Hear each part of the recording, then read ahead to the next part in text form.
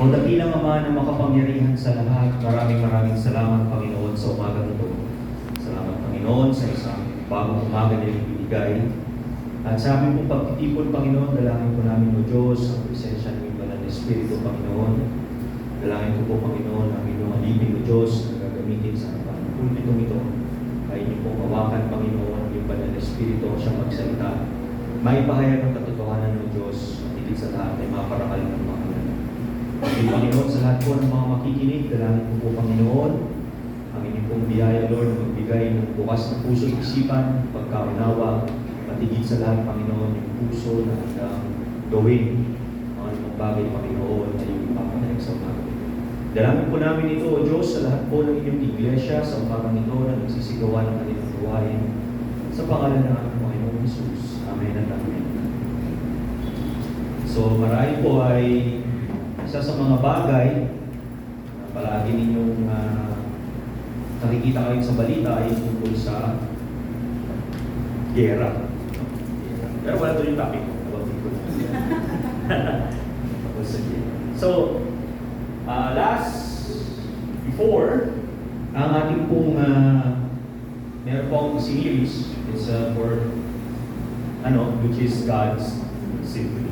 God's Symphony is about the church, ano yung composition of the church, how's the church, no? Ano yung mga roles natin, ano yung mga bagay natin ginagawa. And then we have two subtopics na aking na-discuss. God's Symphony of Love, yung pag-ibig ng Diyos, ano ba talaga yung pag-ibig, ano yung tunay ng pag-ibig, ano yung character ng pag-ibig. And then last time, God's Symphony of Grace, yung biyaya, mercy, and grace, kasama ko pala diyan. If God binigay ng Panginoon yung kanyang grace, kasama yung mercy. Yung grace and mercy of the Lord. So, titignan natin dyan, both of those things are character of God. Characteristic yan ng ating Diyos. Nagbibigay siya ng pag-ibig at nagbibigay din siya ng biyaya. Tayo naligtas dahil sa pag-ibig ng Diyos at gayon din sa kanyang biyaya sa pamamagitan ng ating pananampalataya sa Kanya. So, one of the key things na napansin ko kasi na nami-miss ng maraming Kristiyano is that kapag mostly hindi naman Christians, probably claiming Christians, kapag nagtanong sila at if they are asked what God is, who God is, one of the key factors na palaging nababanggit ay yung dalawa. Correct? Love and grace. God is gracious. God is love. Yan yung palaging definition. And then sometimes, that love and grace, ina-abuse. Why? Kasi kahit na isang tao ay merong taliwas doon sa kanyang buhay, yung tinatawag na pagiging isang Kristiyano, the primary reason that he always puts is because God is love and God is gracious. Tama? No? Minsan nga, we are abusing. Ina-abuse natin yung grace ni Lord, ina-abuse din natin yung love ni Lord. Correct? Kaya kung minsan napakahirap, isasabihin mo sa isang tao that they're doing something wrong, ang sasabihin nila, you're being judgmental. Hayaan ko ang Diyos ang magano kasi siya yung nagbigay, siya yung mahal ako ng Panginoon. Sometimes sasabihin natin, when we stand, minsan, one of our statement is that mahal ka ni Lord. Wala namang mali dun sa statement na yun. Or sasabihin natin na mahal tayong lahat ni Lord. Okay. So one of the characteristics na palaging nami-miss ng tao is yung isang factor na ginagawa rin naman ng ating Panginoon. Ano yung sa tingin niya? So, ito siya. So, this is a symphony. Kung makikita niyo yan, this is a well-known composer. Galing na composer yan. Yung last part po ng God's Symphony sa series ko na to is titled God's Symphony of Justice and Judgment. Kung yung love and mercy, yung love, grace, and mercy ay magkakasama, one of the attributes of God is to provide us justice. Right? And that justice will be explored or may execute you through God's judgment. Ibig sabihin po nito, if you're watching an orchestra, pagkatapos ng piece ng orchestra, that's the end of it. Pero, people, kung nakikita dyan, the people are standing ovation, tumatayo sila. Appreciating yung piece na kanilang narinig, appreciating yung narinig nilang musika, it's very heartwarming. Very good. Kung minsan napapatayo tayo, napapapalakpak tayo kapag may narinig tayo isang magandang bagay. Sa church natin, mostly sa isang iglesia, kapag meron na banggit na isang bagay na sinasangayunan mo, you would say, Amen. Right? Pag sinabi niyong Amen, it means you're on agreement. You are in agreement dun sa statement or dun sa anything na nababanggit o nababasa natin. So, dito sa panghuli, at the end of the symphony, at the end of the piece, isang bagay ang mangyayari. Tayo yung orchestra. God is our audience. But then by the end of the music, the Lord, God, will provide us the judgment. Siya ngayon magsasabi, o siya ngayon titignan natin, kung tatayo ba siya, papalakpak sa atin. And that will bring justice. Bakit? His judgment will bring justice kung gaano kalaki yung ginawang effort ng orchestra. It's the same way kapag nag-perform ka. Correct? Kapag meron kang performance, let's say when you sing, let's say sabihin natin yung mga bago magkakanta rito, when they sing, one of the first questions na itatanong nila sa'yo, kapag lumabas sila ay ano, okay po ba yung naging performance? Even when praying, no? Kapag first time mo mag-pray, ang isang unang-unang mong tanong is ano, Pastor, okay lang po ba yung naging prayer? Why? No? Because there is judgment. Diba? You are being judged. And the judgment brings justice. Okay, so let's start. Let's start with our main text, Gawa chapter 17 verse 31. Sabi niya, sapagkat itinakda na niya ang araw ng paghukom. Nakatakda sa sanlibutan.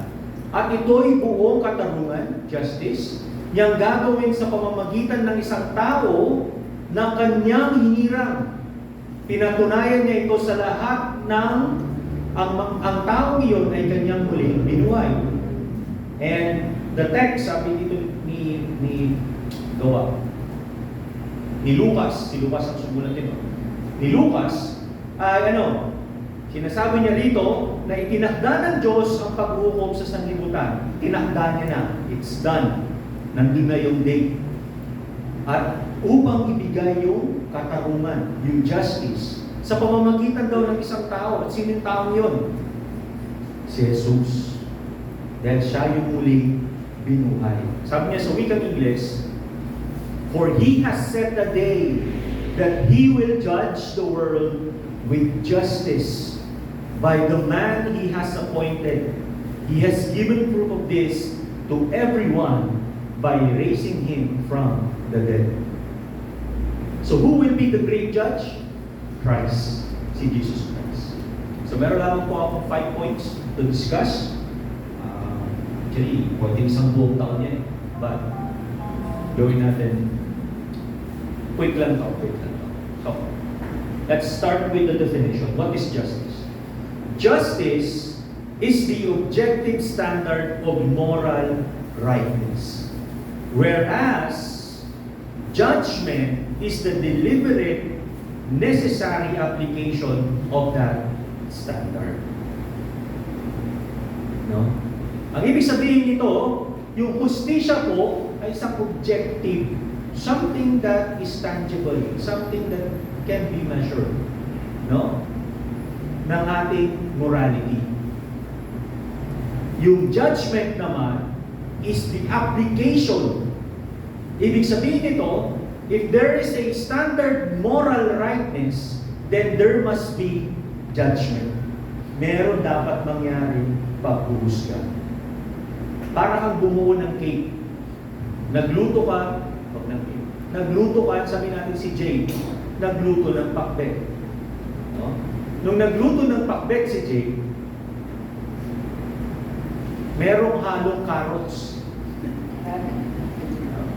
Merong halong carrots at merong halong, ano yung halo niya? Patatas. No? Sabi ko, anak, saan ka nakakita ng pakbet na merong carrots at patatas? Kakaiba yan. Di ba? Hindi yun kasama sa rika. So, she is doing the effort. Gumagawa siya ng effort. But then the judgment comes because it has to be justified. Yun bang ginagawa mo, talagang pakbet. Right? Baka may makita ka ko ng ano, del pepper. Kakaiba na yun. Instead na sili panigang, bell pepper. Now, ito po ibig sabihin nito. There are two inseparable links, judgment and justice. Bakit hindi sila pwedeng maghiwalay? The way how grace and mercy ay hindi pwedeng maghiwalay, inseparable sila. No, because judgment validates justice. Alright? Judgment validates justice. Ano ibig sabihin nun? If you have a standard of fairness but never hold anything up to that standard, the standard effectively doesn't exist. Plain and simple. Tama? Judgment is the act of proving that the standard matters. So ito po example niyan. Sinabi mo, magsimula ngayon, walang magsiselfon. Sabi mo sa anak mo, simula ngayon, walang magsiselfon. Alright, so nag-set up ka ng standard nun, walang magsiselfon. Then, sinabi mo sa kanya, kapag nag-cellphone ka, wala kang baon. So you set what? You set that standard and you have to hold up on that standard. So to put that into judgment, kapag ginawa yun ng bata, kailangan mong paggawin na hindi mo siya bibigyan ng baon. So kapag hindi mo yun ginawa, yun yung sinasabi niya, that the standard effectively will not exist. Kasi there's no point of putting or asking for justice if there will be no judgment. Now, justice sanctifies judgment. Why?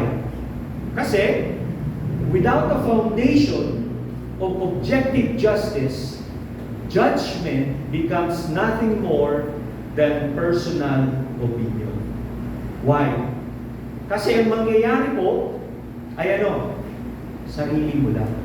There's no basis or wala kang grounds. Justice provides the criteria that keep judgment from becoming a tyranny. So ibig sabihin nito, I will i-define ko on how I can express my justice. Paano ko sasabihin na tama yung justice na ibinibigay ko sa iyo? In that way, my judgment will not be biased and it's based on factual truth. Yan po yung reason. So, here are the 5 things na God's justice and judgment. It reveals the holiness, the righteousness, the justice, and the sovereignty of God. So, biblical judgment is not an arbitrary punishment. Ano pong ibig sabihin nun? Ibig sabihin nun that the biblical judgment is the righteous response of the holy God towards sin, unbelief, and human accountability. Pag tinawag ba natin arbitrary, ang ibig sabihin nun? Anyone? Pag marinig yun sa arbitrary hearing, Mga students, what's arbitrary?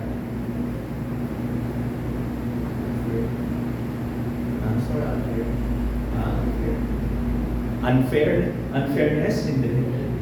Assignment yan. Assignment. Ano Random choice. Yun, random choice. It's randomized. Kumbaga, pinipili lang. No? So, in God's justice and judgment, hindi siya pinipili. Ibig sabihin nito, there's a fix. Hindi siya pinipili. Diba, may nagawang ito, yun lang yung parurusahan ko, pero hindi ko parurusahan ko isa. It's not that.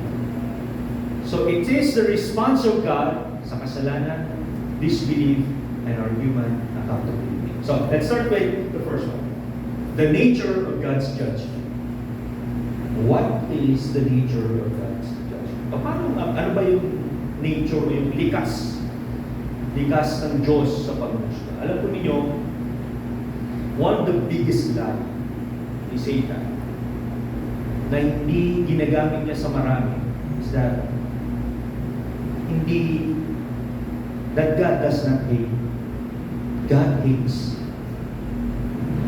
Nagagalit ang Diyos. Nagpaparusa ang Diyos. Kaya sabi niya rito, let's first discuss the nature of God.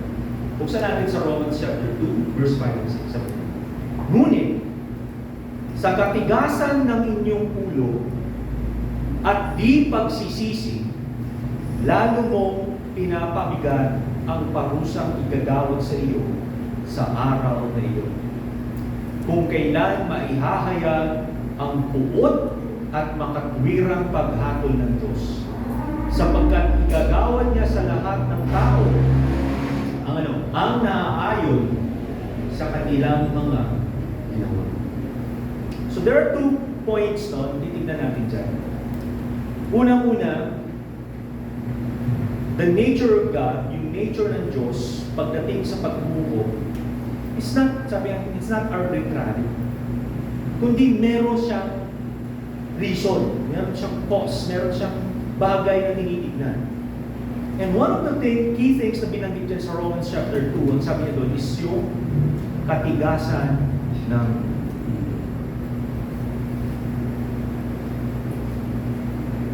at yung katigasan ng ulo na yon ay nagbubunga ng alin? Ng di pagsisisi. And remember, yung audience ng verse na yan ay hindi po mga di mananampalataya. Ang audience ng verse na yan is referring to believers. Kaya sabi niya, pinabibigat mo yung parusang igagawa sa iyo. Why? Alaman natin mamaya. So, God's judgment is characterized by, number 1, His holiness. Yung kanyang pag-ibig. Sabi niya, be holy for God is holy. Banal kayo dahil ang Diyos ay. So when God is giving His judgment, it's not because randomly lang kundi dahil banal siya. The essence of His holiness is nandun. So let me give you some points. God judges because His nature is holy.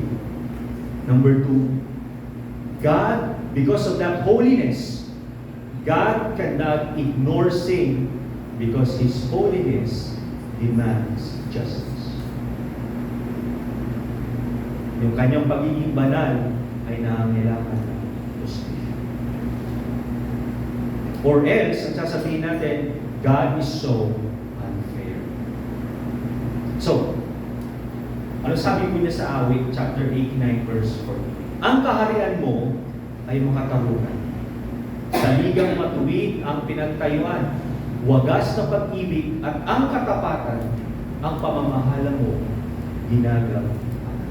So, if I'm going to go back, one of the characters, God's judgment, that is being characterized ay yung kanyang kabanalan. We are all called to be holy. But sasabihin natin, Pastor, paano ko magiging banal? walang perfecto. Did God call you to be perfect? Hindi. But God called you to be good. Hindi ka tinawag ng Diyos para maging perfecto, pero tinawag ka ng Diyos para magpakabanal. Kaya nga ang tawag sa atin ay we are saints. Tayo yung mga santo in the eyes of the Lord, because what the Lord is expecting is that we are to become holy like Him. Of course, we will not be able to do that agad-agad. Or something na hindi natin magagawa in this life. But we must do it in all our strength. Now, ito po sabi niya, the second character by God is His truth, yung kanyang katotohanan. Why? God judge according to truth. Kailanman ay hindi ka huhusgahan ng Diyos na walang kaakibat na katotohanan. Palaging totoo yung kanyang husgahan. Human courts can be corrupt or mistaken, but remember this, God's judgment is based on His perfect knowledge. Tandaan ninyo, ang bawat hibla ng buhok ninyo ay bilang niya. Yung bawat hininga ninyo, kada millisecond ay bilang niya. Ang bawat kurang ninyo ay alam niya. He knows every single thing na meron tayo. Kaya ang sabi ko niya rito sa Ecclesiastes chapter 12 verse 4. Lahat ng gawin natin, hayag man o lihim, mabuti o masama, ay ipagsusulit natin sa Diyos. So it doesn't matter kung kaya mong imaskara sa labas. It doesn't matter kung kaya mong itago o ilihim ng matagal. Because darating yung panahon, by the end of that music, ano yung music na yun? Yung buhay mo. By the end of our music, we will face judgment. At anumang bagay na ginawa natin, hayag, lihim, mabuti, masama, ipagsusulit natin sa mga. Next, in Romans chapter 2 verse 2, sabi niya, nalalaman nating makatarungan ang hatol ng Diyos laban sa mga gumagawa. God's judgment will always be righteous. Now, next, it is impartial. Anong ibig sabihin pag tinawag natin impartial? Patas, right? Tabla. There's no favoritism. God shows no favoritism.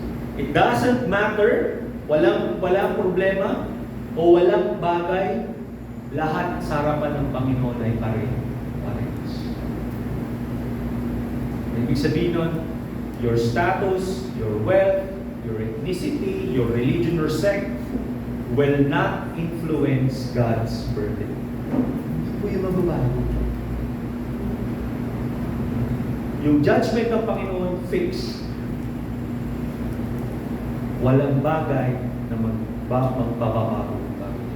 Now, in Romans chapter 2 verse 11, sabi niya, sapagkat wala itinatanggi ng Diyos.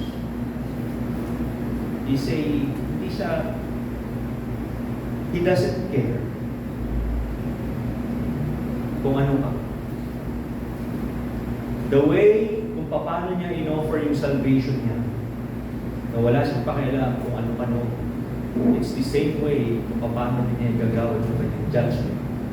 Wala siyang pakialam kung ano nagawa. O ano na yung nagagawa. O ano na yung kalagayan. Now, what's the basis of God's judgment? Ano yung mga basihan para tayo ay husgahan ng Diyos? Right. So, number one. First one is judgment according to deeds. Ano yung deeds? Sa ating mga ginagawa. Sabi niya sa Pahayag chapter 20 verse 4. Nakita kong nakatayo ang sa harap ng trono ang mga namatay, maging dakila at hamak. So again, there's no impartiality. At binuksan ang mga aklat. Books were open. Binuksan pa ang isang aklat, ang aklat ng buhay. Hinatulan ang mga patay ayon sa kanilang ginawa, batay sa nakasulat sa mga aklat. So, kung pagbabasihan natin yung kasulat niya sa Revelation, ang sabi niya dyan, every single person will what? Will face judgment. No matter what the status is. Pero sabi doon, meron daw aklat. Meron daw aklat. Ibig sabihin po pala nito, from the time of your conception, sa panahon ng pagkabuo mo sa iyo dyan, sa tiyan ng iyong ina, sinapupunan ng iyong ina, hanggang sa araw ng iyong kamatayan, ay nasusulat ang lahat ng iyong ginagawa. Evidence yun. That's an evidence. Meron po pala nagko-chronicle sa atin. Meron po pala nagsusulat sa atin. Kaya hindi mo maiwasan sasabihin ng Panginoon, sa lahat ng iyong sinasabi, sa lahat ng lumalabas sa iyong bibig, sabi niya, ipagsusulit mo sa Panginoon. Why? Kasi yung aklat na yun, nakasulat doon lahat. Kaya sabi niya, walang lihim na hindi may bubunyag. Bakit? Kasi may ebidensya. Merong nakasulat na pagharap mo sa hukuman ng Diyos ay nakasulat doon. Jay, naglagay ng carrots sa pakbet. Di ba? Bawat isang ginagawa mo, mabuti, masama, lihim o tago ay nandun. Tapos may pangalawang libro, yung aklat ng buhay. Subalit ang paghahatol sa mga patay ay ayon sa iyong mga ginawa sa lahat ng nakasulat doon sa aklat. Now, ito sabi niya. Works do not save, but they reveal the true spiritual condition of a person. Why? Sabi niya, good works demonstrate genuine faith. Sinful works reveal rebellion. No? Totoo, hindi tayo naliligtas sa ating sariling gawa. Subalit ito yung nagpapakita kung ano ba talaga yung ating spiritual condition. Ano ba yung relasyon natin? Ano ba yung pagkilala natin? Ano ba yung pagpapahalaga natin sa nagawa ng ating? Tandaan po natin, if we are living a sinful life, unrepentant tayo, we are rebelling. Tayo po ay nagre-rebel sa Diyos. And last one, nothing will escape divine scrutiny. Ano mo tatakasan yun? Ay nakasulat lahat. Nakasulat lahat ng ebidensya. Paano mo tatakasan? Sasabihin mo na sa Panginoon na, "Olo, hindi mo ginawa yan." Hindi mo pwedeng sabihin. Baka nga maya-maya naka-record pa eh. No? Sige, playback natin. Ay, ikaw yan? Kuha-kuha. Tapos yung pagkakakuha pa sa'yo, yung mga camera natin may certain angle lang, pero yung pagkakakuha pala sa'yo sa langit, 360. Paano mo itatago yun? No? Nakita na ba kayo sa computer yung pag may image, pwede mong ilagay sa ilalim, sa itaas, paikot. Paano kung ganun pagkakakuha sa'yo? Wala ka talaga. May sabi po niya rito sa Lucas, next, judgment according to knowledge. So yung una, judgment according to deeds.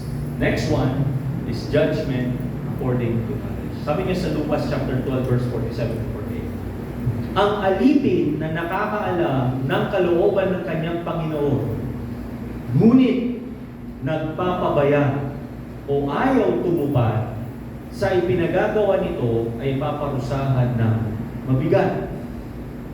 Right? So, take note sabi niya nakakaalam. Meron siyang knowledge.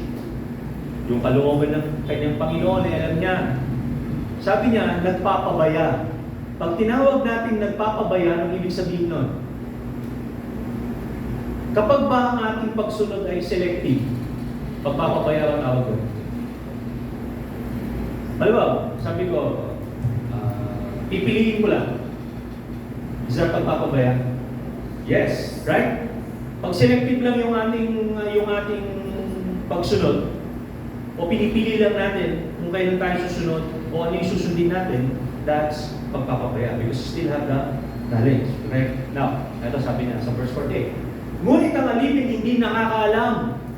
O ito, sabi niya, Pastor, sorry, hindi ko alam yan. Hindi ko talaga alam yan. Pero ang alipin hindi nakakaalam ng kalooban ng kanyang Panginoon. Magkulang man siya ng kanyang tungkulin, ay, ano gagawin? Paparusahan pa rin. Yun lamang mas magaan. So dito nakuha yung tinatawag natin innocence of the law, excuses no one. Hindi dahil sa hindi mo alam, ay ibig sabihin na hindi ka parurusahan ng ating Panginoon. Why?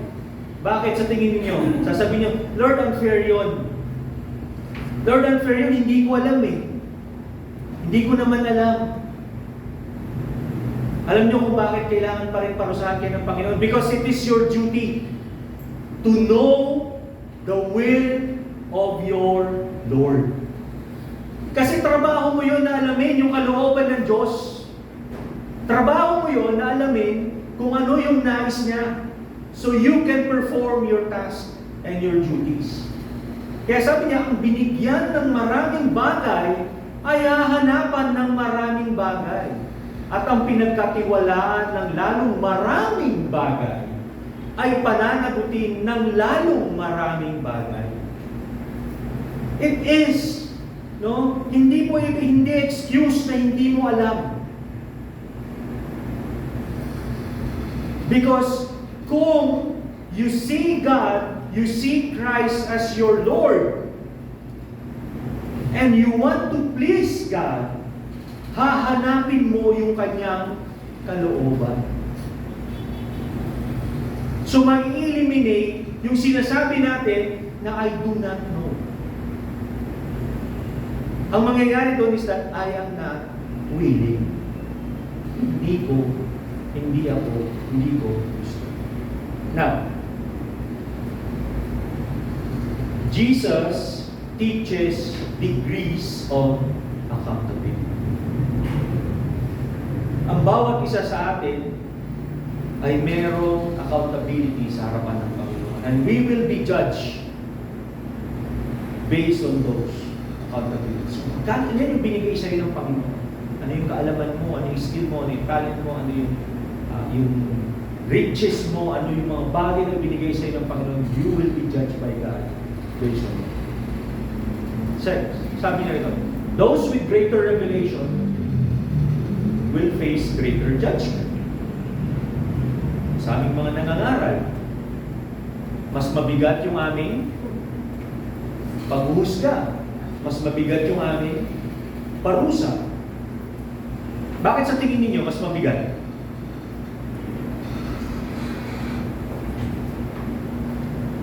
Kasi we are the source of, we become the source of truth. Tignan po ninyo yung pag-aralan namin kahapon to sa music team. No?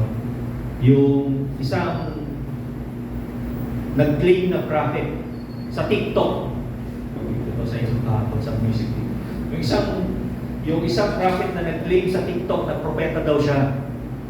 And then, ang sabi niya, gugunawin ng Diyos ang mundo. Muli niyang palulubugin sa pamamagitan ng tubig. At ang ginawa niya sa kanyang TikTok account na construction ng mga bangka, barko. Yan, barko yun, maliit lang. Kumbaga parang, kung nakakita na kayo ng fast craft ng Philippine Coast Guard, parang ganun lang siya kalaki. Diba? O sabihin natin pag nasa Batangas kayo, parang sinlaki lang ng mga Roro. Nakalaki na rin, mga Roro ships. So nagtayo siya ng ganun. Ilang ano. At ang clinic niya, sabi niya, darating sa December 25, last year ito, December 25, 2025, na uulan na napakalakas, lulubog ang buong mundo, at kung wala kayo dito, madadamay kayo sa paglubog. Ano pong nangyari? Ang dami yung naniwala. Ang dami yung nagbenta ng kanilang mga ari-arian. Bumiyahe yung mga ibang tao sa ibang bansa, pumunta doon. Sa pag-aakala na yung tao na nagsabi na siya yung propeta ay mangyayari yung bagay. That's the reason why those with greater revelation will face greater judgment. Tandaan natin ang sabi ng Panginoon, kung ang nag-aakay sa iyo ay bulag, saan kayo pupunta? Parehas kayo mahuhuli. Kaya yung nangunguna, yung nangangaral, mas mabigat yung kanyang judgment. Kasi siya yung pinaniniwalaan. At ang basihan ng pananampalataya ng marami ay kung anong sinasabi nung nangunguna. Because you put your trust na that someone, yung revelation na yon, is someone that is coming from the Lord. O yung isang pastor sa Amerika, panood yun? Isang church sa Amerika, pinatay niya yung asawa niya. Binaril niya. Bakit niya binaril? Kasi walang divorce. Pag na-divorce siya, matatanggal siya bilang pastor. Kaso, meron siyang relasyon dun sa kanyang song leader. So, ang ginawa niya, tulog yung asawa niya ng madaling araw, binaril niya. Yung mga pulis doon, dahil kilala siya, sabi, burglary, pero nung pumasok ang FBI, nalaman nila na siya mismo yung isipin ko ninyo, we will face greater judgment. Kaming mga pastor, kaming mga leaders, we will face greater judgment. Anong sabi niya rito sa Santiago 3:1? Mga kapatid, hindi dapat na maging guro ang marami sa inyo. Dahil alam ninyo na tayong mga nagtuturo ay hahatulan ng mas mahigpit kaysa ito. Alam po ba ninyo si Solomon? Di ba napakatalino niya? Sabi nila, the less you know, the happier you are. Right? The less na may alam ka, mas masaya ka. Because you see the world in a different light. Pero the more na may alam ka, the more na mas malungkot ka. Because you have a lot of realization. Kaya nga nasulat ni Solomon yung Ecclesiastes. Bakit niya nasulat yun? Because doon niya nakita nung sabi niya. Ano yung main theme ng Ecclesiastes? Everything is what? Vanity. Sabi niya, ang lahat ng bagay, sabi niya, ay walang kabuluhan. Nasulat niya yun out of this great knowledge. Isipin mo yun. Yun yung kanyang nais. Yun yung kanyang conclusion. Now, next one is judgment according to truth. Anong ibig sabihin? God's Word is the standard of judgment. Scripture functions as the divine legal standard by which humanity is measured. Alam po ninyo, naalala ko ito yung saan ba yung may nagtanong natin? Hindi ko malala kung kayo. Pastor, paano kung ayaw maniwala sa Bible? Ano sagot natin? Leave. Stop. Tumigil ka na. Bakit? Because yung paghuhusga ng Diyos magmumula dito. Kung ano yung nakasulat dito, huhusgahan kanya kung ano yung nakasulat dito. Hindi kanya huhusgahan na ang Panginoon ay naghahaka-haka lang, katulad sinabi natin kanina. No. It's fixed, andito siya. Kaya nga kapag nakasulat sa Biblia, I don't, as much as possible, to direkta yung sinasabi niya, I don't put too much interpretation. Alam niyo, yung problema sa maraming mga preachers ngayon is that ginagawa nila napakaraming loophole to justify yung gusto nila mangyari. But kung titignan mo, if it's stated there as is, pag-compare mo yung mga bagay-bagay, at wala namang ibang malalim na sinasabi, and then it states there na hindi, bawal. Then why do we loophole? Bakit kagagawa ng loophole? Just to justify? No. We will be judged by this book. Mahuhusgahan tayo dun sa nakasulat dito. Now, kung gusto mong malaman kung paano ka mahuhusgahan, again, accountability. Dapat nating basahin ito. Dapat nating pag-aralan. Now, ano sabi ng ating Panginoon? Sabi niya sa John chapter 12, verse 14, may ibang hahatol sa mga ayaw tumanggap sa akin at sa aking mga salita. Malalaman natin ang ibig sabihin ng yan. May ibang hahatol.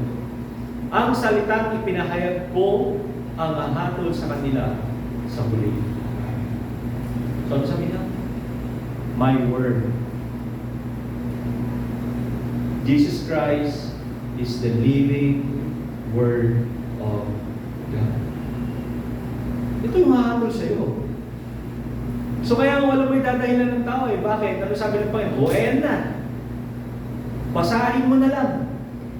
Para alam mo kung paano kita huhusgahan. Para alam mo kung ano yung gagawin mo. Para alam mo, parang ibinigay niya yung konstitusyon sa iyo. And all you have to do is read. And the thing is, for the past, 4,000 years, 2,000 years, kasama yung New Testament, wala namang nabago nito. Kasi sabi ng Panginoon, hindi ako nagbabago. Yung judgment ko nung una hanggang sa ngayon, hanggang sa darating na panahon, ay parehas pa rin. So yung kasalanan noon, kasalanan pa rin hanggang ngayon. Yung moralidad na tinalaga ng Panginoon sa Eden, ay siya dapat yung moralidad na sinusunod pa rin natin hanggang ngayon. Yun yung kanyang basis. At kaya nakasulat na. Now, panghuli, the types of God's divine judgment. Ano yung mga types? Okay, so, first one, tinatawag natin na past judgment. Ano yung past judgment? Nakasulat na dito sa nangyari na. Sa panahon natin ngayon, or nangyari na. Ano yung una? Number one is the flood. Inusgahan ng Diyos ang buong mundo, binahan niya. The second time na nagbigay ng judgment ng Panginoon was Sodom and Gomorrah. Ano yung kasalanan? Sodom and Gomorrah, ginunaw niya ang Sodom at ang Gomorrah. At dito, naging asin yung asawa ni Lot. Pangatlo, na kung saan binaba niya yung judgment niya ay yung the 10 plagues of Egypt. No? Ayaw pumayag ni Pharaoh. Sinasabihan siya ng Panginoon sa pamamagitan ni Moses. Hindi ko makakalimutan to doon sa 10 Commandments na pelikula. Let my people go. Sinasabi niya. Palagi na sinasabi yun. Let my people go. Pero sa katigasan ng ulo ni Pharaoh, hindi niya sinunod. So ano naging kasalanan yung flood? God judged the corruption of humanity. Sa mga music team, pag-aralan natin yan, right? Ano yung kondisyon ng tao? Why the flood was kailangan i-execute ng Panginoon yung flood. Now, Ano naman yung kasalanan ng Sodom at Gomorrah? Judgment for extreme wickedness and moral corruption. So dalawang bagay yung nakasulat dyan. So, number one, yung kanilang sexual depravity. No? Diyan natin na yung tinatawag natin ano tawag natin biblically kapag mayroong isang homosexual? Sodomite soul, right? Ang tawag ng marami din is the sodomite soul. Bakit sodomite soul? Kasi yung kanilang moral corruption, no? Bakla ka, tomboy ka, heterosexual ka, no? Basta parte ng LGBTQ, no? Lesbian, bisexual, LG, ano yung G? Gay, lesbian, gay, transgender, queer, ayun. Pero may plus-plus yun eh. Plus-plus. Kung ano man sila. But, ang tawag doon is the sodomite soul. Kasi that's one of the sins of Sodom and Gomorrah. Kaya ginunaw sila ng Diyos. Another one, sabi niya doon sa New Testament, ang nakasulat doon is dahil hindi sila, kapag ikaw ay isang foreigner na napunta sa lugar nila, anong ginagawa nila? Minamaltrato ka, dinadaya ka. Sabi nila, hindi nila tinitreat ng tama yung mga strangers. Which is, may makikita natin yun nung dumating yung dalawang anghel na kung saan ay nag-alok sila, naiyala yung kanyang mga anak, kapalit ng kanyang mga anak. So that's and the wickedness of those cities ay nag-judge ang Panginoon. Next one, katigasan ng ulo ng Pharaoh. So, God puts the plagues of Egypt, which is Pharaoh's, papapakita ng Pharaoh's. Now, that's past judgment. Next one is the present judgment. Sa panahon natin ngayon. Itong time natin. So, what are those? Number one, the consequences of our sin. Yung mga ginagawa natin ngayon. No? Yung mga ginagawa natin kasalanan. Bakit? Sabi niya, and the second one is the divine discipline for believers. No? Yung pagdidisiplina ng ating Diyos sa mga mananampalataya. So, ayusin natin yan. Pag tinawag natin consequence, it's the result. Correct? It's the cause and effect. Pag tinawag naman natin na divine discipline, merong divine intervention kung pagpapalo ang ating Panginoon. So, apart from that consequence, meron pang divine discipline. So, titignan natin, sabi niya, this principle reflects moral cause and effect established by God. So, kung anong tinanim siya, ihin. That's the basic principle. So, kung ikaw ay pumatay, ikaw ay makukulong. Sabi niya, ang nabuhay sa tapak ay mamamatay sa tapak. So, those are things na tinatawag natin na moral cause and effect. That is established. It's a universal law. Kumbaga, walang bagay na makapagpapabago nun. That's a universal law na mangyayari. For example, sabihin natin, nag-ipon ka, may gagastusin ka. Nagtanim ka, may anin ka. Right? Nag-aaral ka, so meron kang bala. Pag nag-apply ka, hindi ka nag-aaral, wala ka. Di ba? Sabihin natin, pinag-aaral ka pero hindi ka nag-aaral. Kasalanan. So that's cause and effect. Now, the second part, yung tinatawag natin, is what we call divine discipline for believers. Ano nangyayari dyan? This is a corrective judgment, not condemnation. And the purpose is always to restore. Ang Panginoon, He does that. Bigyan natin ng magandang example. Example natin is yung the prodigal son. Right? The prodigal son. Kinuha niya yung kanyang kayamanan. After niyang kunin yung kanyang kayamanan, ginastos niya. Nagpaka-happy-happy siya. Bumili siya ng Lamborghini, di ba? Bumili siya ng mansion, bumili siya ng Bentley, kung anong pinagbibili niya. Then, puro happy-happy. Kasama niya si Epstein. Nanood sila. Nag-happy-happy sila. Then, ang nangyari, nung wala na siyang pera, kumakain na siya sa kainan ng baboy. Pinakamababa yun. Pagdating sa kultura ng mga Hudyo. Kumakain na siya. Kinakain niya na yung darak. Kung ano yung kinakain ng baboy, yun na rin yung kanyang kinakain para malamanan yung kanyang siya. So, that's consequence of his sin. Consequence yung kanyang kasalanan. But then when he realized na tumayo siya, sabi niya, magpapakaalipin na lang ako sa aking ama. Dahil yung mga alipin ng aking ama, kumakain sila ng maayos. Pumunta siya doon. Pagpunta niya doon, sinabi niya, hindi ako karapat-dapat, but the father embraces him, opened him up, tinanggap niya. What happened? He was restored. Pero, ano yung magiging corrected judgment doon ng kanyang ama? Wala na yung kayamanan na meron siya. Dahil ang lahat ng bagay na nandun ay nandun na sa mga. Doon sa name. So, kung titignan natin, when we commit a sin, we have to face the consequence of that sin. At pagkatapos natin i-face ang consequence ng sin na yun, dahil mahal tayo ng Diyos, He will give us discipline. Basahin niyo yun sa Hebrews. Now, ito yung kasunod. The future judgment. Ano naman yung future judgment? First one is the judgment seat of Christ. Okay. Anong ibig sabihin ng judgment seat?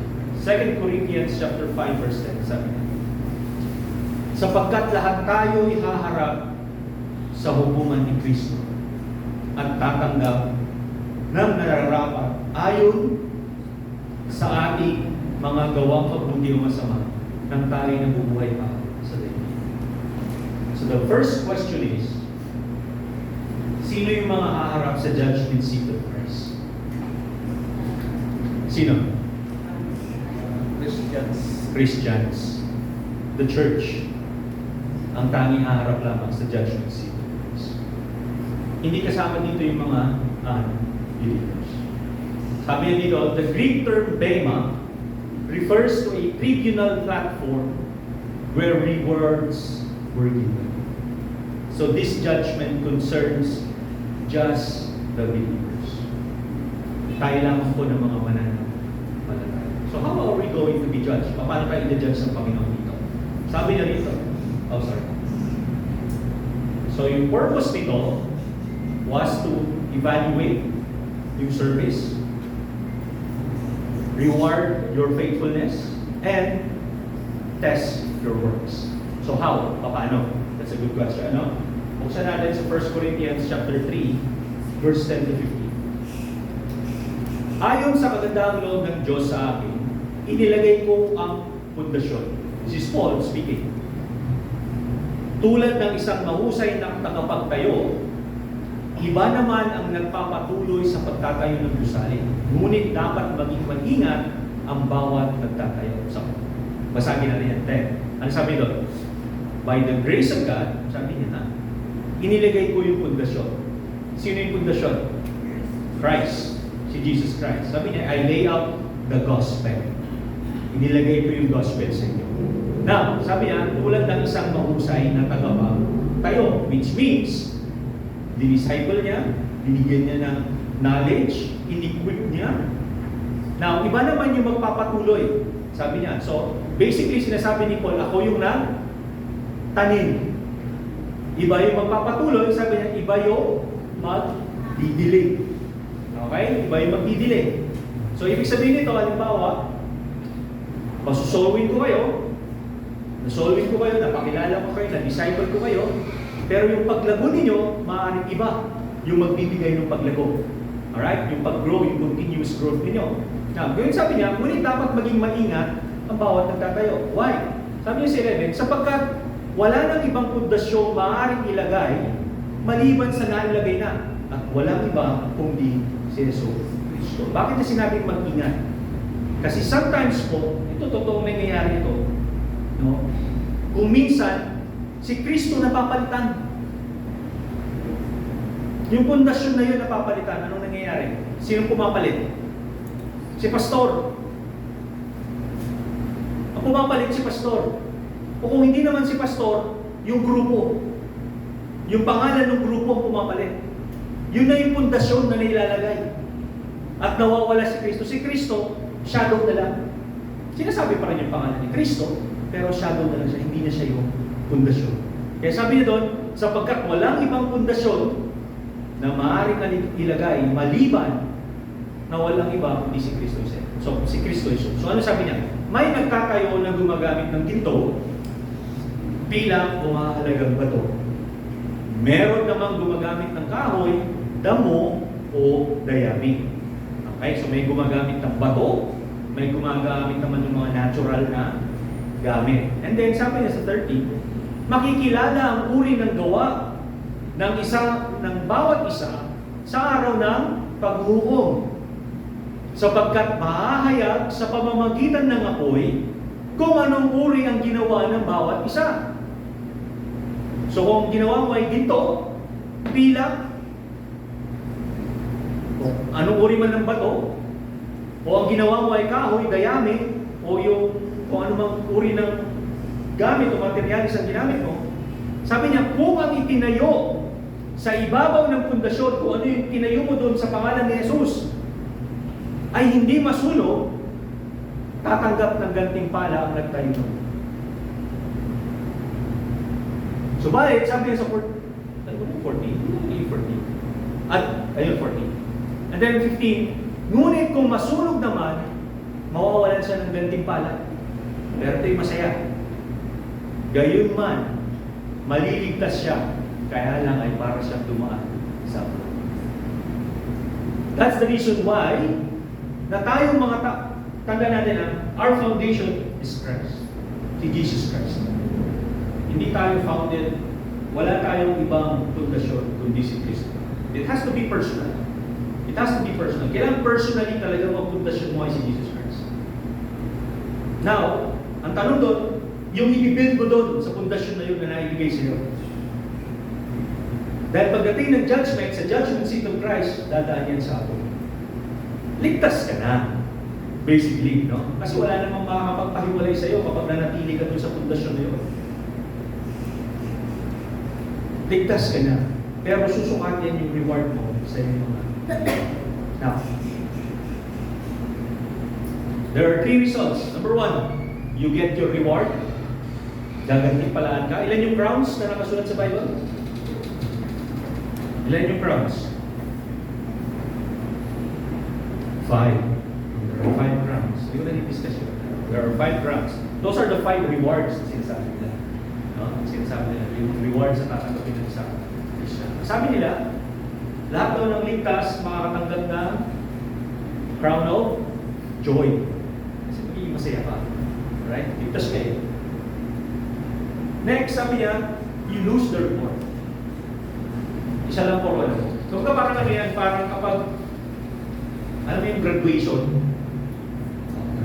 first honorable mention, Dwayne, parang si Dwayne, best in science, best in Filipino, best in math, lahat na ng best nandun. Diba? Tapos kung tumayo ka, sinabi sa'yo, Colin, Judah, graduate lang yung nakalagay ko sa at least graduate, di ba? Sasabihin mo, at least graduate po ako, di ba? Lusot ka pa rin, ligtas ka pa rin. Kaya sabi niya, salvation remains secure. Wala kang reward na tinanggap. Hindi ka na-acknowledge, hindi ka nabigyan ng kung ano-anong reward, but you are saved. That's good enough, right? Pati ba naman sa salvation natin, ganun pa rin yung goal natin. Di ba? Dami nagsasabi. Parang dami nagsasabi, okay na yung 75. 75 yung grade mo. Salvation mo. Next. One of the future judgment ito. The Great White Throne Judgment. The Great White Throne. Sabi niya dito, Pahayag chapter 20 verse 11. Pagkatapos nito ay nakita ko isang malaking trono puti, white throne. At ang nakaupo doon. Naglaho ang lupa't langit sa kanyang harapan at hindi na nakita pa ang muli. Then, nakita kong nakatayo sa harap ng trono ang mga namatay. Maging dakila tama at binuksan ng mga aklat. Binuksan ng isa pang aklat, ang aklat ng buhay. Hinatulan ng mga patay ayon sa kanilang ginawa batay sa nakasulat sa mga aklat. Iniluwan ng dagat ang mga patay na naroroon. Inuluwan din ng kamatayan at ng daigdig ng mga patay ang mga nakalarang sa kanila. Hinatulan ang lahat ayon sa kanilang mga ginawa. Pagkatapos ay tinapon din sa lawa ng apoy ang kamatayan at ang daigdig ng mga patay. Ang lawa ng apoy ay ang pangalawang kamatayan. Itinapon sa lawa ng apoy ang sino mang hindi nakasulat ang pangalan sa aklat ng buhay. Remember, there are two books that will be open. Yung Book of Deeds, no? And the Book of Life. Now, kung wala rin yung pangalan mo, kakay. Alam mo, naisip-isip ko yan, kasi si David, nag-pray yan si David eh. Sabi ni David, sabi niya, Lord, do not blot my name in the book of life. Sabi niya, huwag mong burahin yung pangalan sa libro ng buhay. And one of the things na yung pinag-aaral ko sa naisip-isip ko, sabi ko, paano ba masusulat yung pangalan? Sa atin, sasabihin natin, you have to accept Christ. Kasi nakilala natin si Kristo. Pero alam mo, pag-isip-isip ko, ano ang kulang naman to out of my curiosity? Marahil, pagsimula nung nabubukas sa sinapupunan ng iyong ina, nakasulat yung pangalan because you're innocent. And then as you grow, makikilala mo si Christ. So ang Panginoon, hindi siya yung nagbubura. Ikaw yung nagpabura. Why? Kasi you decline the offer of life. Binigline mo yung offer of life. Kaya nung sabi nito sa verse natin na una, dahil sa katigasan, God is offering that life. Sabi niya, passive, stay ka dito sa bukod. Genesis, buksan mo yung mga tenga mo so you can stay in the bukod. Pero ikaw mismo yung nagpapamura ng pangalan mo doon sa likod ng aklat. Kaya pagdating ng pag-uusga, unang titignan, bubuksan yung libro, hanapin. Nanay Doray, Nanay Doray, Nanay Doray. Letter D, lahat ng letter D. Doray. Nasa letter E na. Balikan mo niyo. Doray. Wala talaga. Sabi ni Nanay Doray, bakit wala? Anong bubuksan? Yung Book of Deeds. Right? Because that's the judgment. Nanay Doray, biro lang yun. Next. Sabi nga dito, the great white throne judgment, this is the final judgment for the unbelievers, for the unbelieving. Those not found in the book of life are cast into the lake of fire.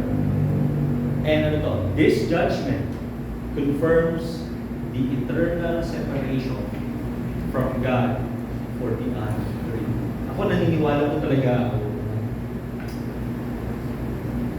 Walang, sabi natin, sinasabi natin, walang dinala ang Joseph yan. Tayo ang pumili mapunta sa impyerno. Ito yung kahit kailan hindi plinano ng Diyos. Kaya baliwanag sa kami ng Panginoon, ninais ng Diyos na ang lahat ay maligtas. Gusto niya ang lahat maligtas. Kaya ang lahat ng pangalan natin nakasulat sa libro ng buhay. Pero dahil sa katigasan ng ulo natin, tayo mismo yung nagbura. Tayo pa mismo yung nagdala sa sarili natin sa katapusan. Now, sabi niya dito, again, sapagkat itinagdanan niya ang araw ng paghuhukom. Isang bagay po na hinihintay natin. And Christ will be our judge. Sabi niya sa Hebrews 10:31, kakilakilabot ang mahulog sa kamay ng Diyos. Pero pag isang verse yan, hindi ko lang nilagay. Ang sabi na, matakot ka, huwag kang matakot sa tao na kayang pumatay ng lamang. Ngunit matakot ka sa Diyos na kayang pumatay ng lamang. Spirit. Natakot ka. Alam mo, that's one of the character of God. He has love, He has grace, but He has justice and judgment. Kaya when we preach, when we tell people about Christ, huwag nating aalisin yung judgment na parating. We tell them that God is love, we tell them that God is gracious, but we also tell them na kung hindi kayo magsisisi at hindi kayo tatalingin, the judgment will come.